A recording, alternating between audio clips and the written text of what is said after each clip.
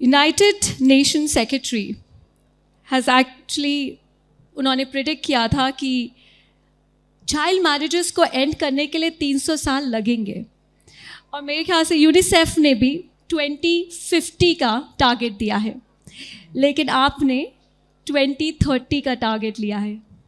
क्या मैं ये कह सकती हूँ कि यूएन अंडर एस्टिमेट कर रहा है, और क्या आप ओवर एम्बिशियस है?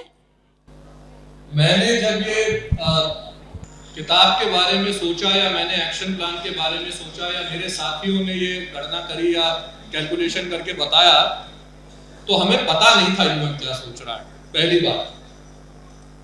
और ये क्लासिक एग्जांपल है एक ऐसी चीज का जहां पे लोगों को लगता है कि हम कर देते हैं, और वो कर देते हैं क्योंकि उन्हें पता नहीं होता ये इम्पॉसिबल था जो हम कर रहे हैं। I did what I did because I did not know that it was impossible to do. ये यूएन की गणना हो सकती है, हो सकता है यूएन सही हो अपनी जगह। मैं नहीं मानता कि भारत को दुनिया में किसी भी तरफ देखने की जरूरत है, ये बताने के लिए कि हम क्या कर सकते हैं और क्या नहीं कर सकते। मैं नहीं मानता कि जिन लोगों ने दुनिया में ज्ञान की, धर्म की, जिन लोगों ने दुनिया में शस्त्र की और शास्त्र की, जिन लोगों ने दुनिया में समानता की, जिन लोगों ने दुनिया में ताकत का सृजन किया, उन लोगों को यह सोचने की जरूरत है कि हम ये कर सकते हैं और ये नहीं कर सकते।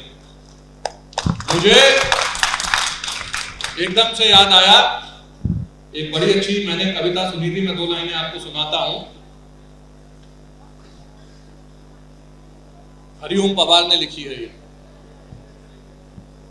ये भारत कल जगत गुरु था, पूरी दुनिया पूज रही थी। भारत के गौरव की गाथा भूमंडल में गूंज रही थी। रक्त रंगी है बलिदानों से कण कण मिट्टी हिंदुस्तानी, घर घर में गाई जाती है हाड़ी रानी की कुर्बानी। कुर्बानी की अमर कथा है बप्पा रावल राजस्थानी, नहीं मरेगा अलाउदल गोरा बादल वाला पानी।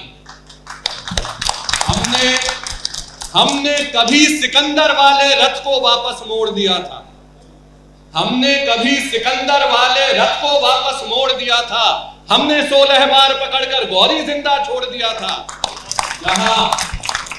यहाँ शिवाजी ने मां जैसा मान दिया था गौहर को भी, कूद पड़ी थी यहाँ पद्मिनी अंगारों में जौहर को भी। हमने सागर की लहरों पर अपने पत्थर तैराए थे, हमने सागर की लहरों पर अपने पत्थर तैराए थे। हमने रावण के घर जाकर अपने पौरुष दिखलाए थे। सीता जी के सत के आगे धरती को फटते देखा था, राम धनुष के डर के आगे सागर को हटते देखा था।